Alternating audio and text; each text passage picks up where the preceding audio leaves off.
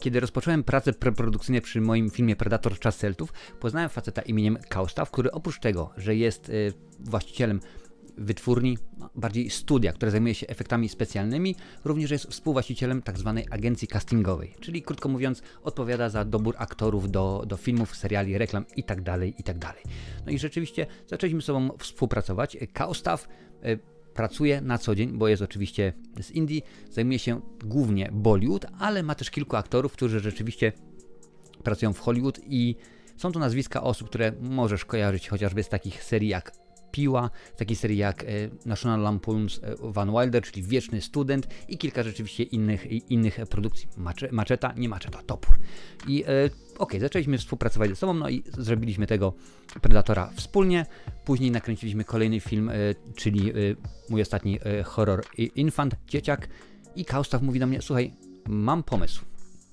Czy byłbyś zainteresowany wyreżyserowaniem filmu do scenariusza, do którego kupiłem prawa nie tak dawno, ale co myślałem, kurczę, zawsze musi być ale. To nie może być tak, że stary, dawaj, wyreżyserujesz, masz tu $100 milionów i robimy. Zawsze musi być ale. Po pierwsze, jest to film krótkometrażowy. I to jest jedna rzecz, którą musisz wiedzieć o krótkometrażu, że tutaj nie ma pieniędzy. Kiedyś właśnie po Predatorze, kiedy zgłosił się do mnie jeden z ludków i mówi, słuchaj, chciałbym puścić twój film w telewizji kablowej, ale musisz mieć do niego prawa, to odezwij się do wytwórni, tobie dadzą. Ja mówię, dobra, ale ile na tym zarobię? Nie zarobisz na tym nic, bo krótkometraż nie jest po to, żeby zarobić, tylko żeby się pokazać. Więc już wiedziałem, że z tego wielkich pieniędzy nie będzie. No ale mówię, okej, o co chodzi? Mówi tak, to jest krótkometraż, ponieważ bardzo lubisz horrory. Oglądałem kilka razy twój kanał, tam mnóstwo horrorów. Nie wyprowadzałem go z błędu, że horror to nie jest mój ulubiony gatunek, no ale niech tak rzeczywiście będzie.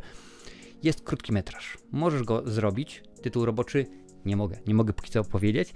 I jest jedna sprawa, oprócz tego, że pewne są obostrzenia. Jest już w tym momencie jeden aktor do tego podłączony. Aktor jest to ekstraklasa, powiedzmy tak, jest to ekstraklasa polska, nie jest to Liga Mistrzów, że tak powiem, aczkolwiek on jest podłączony do tego filmu.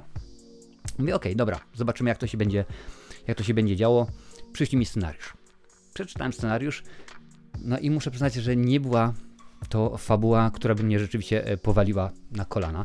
Był to slasher, tak typowy slasher, więc oczywiście lało się mnóstwo czerwonej farby i dosyć konkretnie, ale sposób, w jaki główny bohater, czyli nasz antagonista był zrobiony, zbudowany w pewien sposób, można by rzec, bardzo mnie zaintrygował. I mówię, słuchaj, jest fajnie, wygląda ciekawie, powiedz mi coś więcej na temat tego projektu. No i mówi tak, jak już mówiłem wcześniej, film jest to krótki metraż, jest podłączony do tego aktor, nie mogę powiedzieć jakie nazwisko, ponieważ nie zostało wtedy jeszcze nic podpisanego, więc nie będę mówił. I sytuacja wygląda tak, jeżeli ten film będzie nakręcony, spodoba się, on będzie kręcony dla Netflixa. To znaczy, kręcimy ten film krótkometrażowy, przedstawiamy go osobom decyzyjnym w Netflixie i jeżeli oni kupią ten pomysł, będzie z niego zrobiony albo jeden sezon serialu, albo film pełnometrażowy. Wtedy tak było, w tym momencie wiem już, że chodziło tylko i wyłącznie o jeden sezon serialu. Mówię, no jest pięknie, jest fajnie, jest ciekawie. Mówię, jaki jest budżet? Budżet jest 10-15 tysięcy dolarów, 3, maksymalnie 4 dni zdjęciowe. No to ja już zacząłem kombinować, mówię, okej. Była potrzebna akurat stacja benzynowa, mówię, a na jednej z nich kręciłem część filmu mojego ostatniego, czyli Dzieciaka. Mówię, dobra, mam już w pomyśle, to będzie tutaj, aktor, no to gdzieś robimy. Mówię, dobra, mam jakiś tam pomysł końcu, mówi, ale, znowu jest to ale, ja nienawidzę tego ale. Jeżeli lubisz takie ale, daj suba, takich ciekawostek będzie jeszcze więcej. Więc mówi, jakie mówię, jest kolejne ale. No kolejne ale jest takie, że oprócz tego, że wyreżyserujesz ten film, musisz go również wyprodukować. Produkcja przy tworzeniu filmów nie jest to rzecz, którą tygryski lubią najbardziej, bo to rzeczywiście jest mnóstwo spraw do załatwienia. Mówię, dobra, nieźle, wyprodukowałem do tej pory kilkadziesiąt filmów krótkometrażowych oraz dokumentalnych, a także teledysków. Może być w tym momencie poradzę sobie, ale ponieważ aktor, który jest podłączony do tego filmu, on kosztuje dużo pieniądzurów, więc żeby obciąć koszty, film musi być nakręcony w Kalifornii, a najlepiej w Los Angeles. Pomyślałem sobie, ok, czyli tak, mam film nakręcić w Los Angeles. mam go wyprodukować. Czyli, krótko mówiąc, mam tylko i wyłącznie scenariusz, mam budżet, który muszę zdobyć, bo się okazało, że budżet 10-15 tysięcy dolarów nie jest dostępny, ja go muszę wymyśleć, zatrudnić aktorów, wymyślić lokalizację, pozwolenia na kręcenia, ubezpieczenia i tak dalej, i tak dalej. Ja myślę tak, w Irlandii, w Polsce, nawet w Wielkiej Brytanii nie miałbym z tym nic problemu, nawet we Francji, bo mam znajomych z branży filmowej i dałoby się ogarnąć. Mówię, ale w Stanach to tak. Nie znam nikogo. No, w tym momencie znam już Kena Carpentera, który występował w trzecim filmie z cyklu Hellraiser, tam się wcielił w Hammerheada, no ale on już jest delikatnie mówiąc schorowany i no nie specjalnie pomoże. Jest Gary Busey, z którym tam powiedzmy w pewien sposób się kontaktuje na Instagramie. Tutaj sytuacja jest podobna. Kojarzysz go pewnie z Zabójczej broni. Gary jest bardzo schorowany, nie ma opcji, żeby pomógł.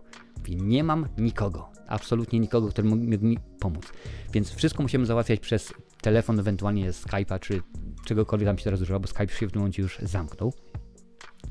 Musiałbym zatrudnić aktorów, pogadać z nimi, że tak powiem, przez komputer, a nienawidzę tego. Naprawdę, uwierz mi, jak tylko obsadzam film, zawsze chcę się spotkać z aktorami en face, mano a mano osobiście, ponieważ chcę wiedzieć, jaki jest odbiór tego aktora, tej aktorki, czy rzeczywiście jest chemia.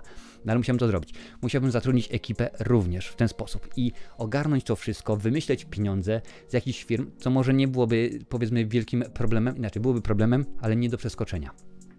Ale musiałem to wszystko zgrać, wszystkich tych ludzi, załatwić hotele, pozwolenia i w ogóle i polecieć do Stanów i mieć nadzieję, że dokładnie tego konkretnego dnia, kiedy my się umówimy, wszystko zagra, ponieważ jeżeli nie zagra, no to nie będzie drugiej szansy, gdyż aktor zgarnie 70% budżetu, takie pieniądze to były rzeczywiście przeznaczone, on tam zgarniał chyba 10 tysięcy dolarów za jeden dzień zdjęciowy, więc no rzeczywiście potężnie, więc on się pojawia na jeden dzień, 2 czy tam 3 pozostałe dni kręcimy inne sceny, to które rzeczywiście trzeba ogarnąć i musimy to wszystko zrobić, muszę to wszystko załatwić tutaj z mojego studia, tak, z mojego centrum sterowania wszechświatem z Clonmel z Irlandii i mieć nadzieję, że się uda.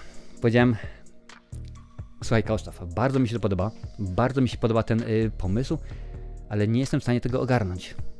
Mówię, nie będę z tego miał, oprócz tego, że no, jest szansa na to, że Netflix to weźmie, ale jeżeli na przykład nie weźmie, co się stanie? A jeżeli na przykład coś się nie będzie zgadzało, tak? Jeżeli ktoś się w pewnym momencie wysypie, bo na przykład mamy wszystko, ale nie mamy, tak jak miałem przy okazji filmu Predator Czas Celtów, nie będzie na przykład inżynier dźwięku w ostatniej chwili się wysypie. Co wtedy? Albo operator i tak dalej. Nie ma możliwości, żeby coś tutaj nadrobić i mówię, tym bardziej, że ja z tego nie mam nic, czyli mój ewentualny wylot do Stanów, zamieszkanie tam w jakimś hotelu, motelu czy jakimś innym pensjonacie, to musiałbym pokrywać z własnych pieniędzy, a szansa na to, że to wszystko wyjdzie super ekstra rewelacyjnie jest bardzo niewielka, więc mówię, słuchaj, dziękuję bardzo, naprawdę jestem bardzo zadowolony z tego faktu, że współpracowaliśmy już przy dwóch moich, jednym jego wcześniejszym filmie, że współpracowaliśmy razem, ale ta produkcja nie dojdzie do skutku, no bo zbyt dużo ryzyka. Nie wiem, może powiedzieć tam 15 tysięcy dolarów, co to jest, rzeczywiście szansa byłaby zrobić może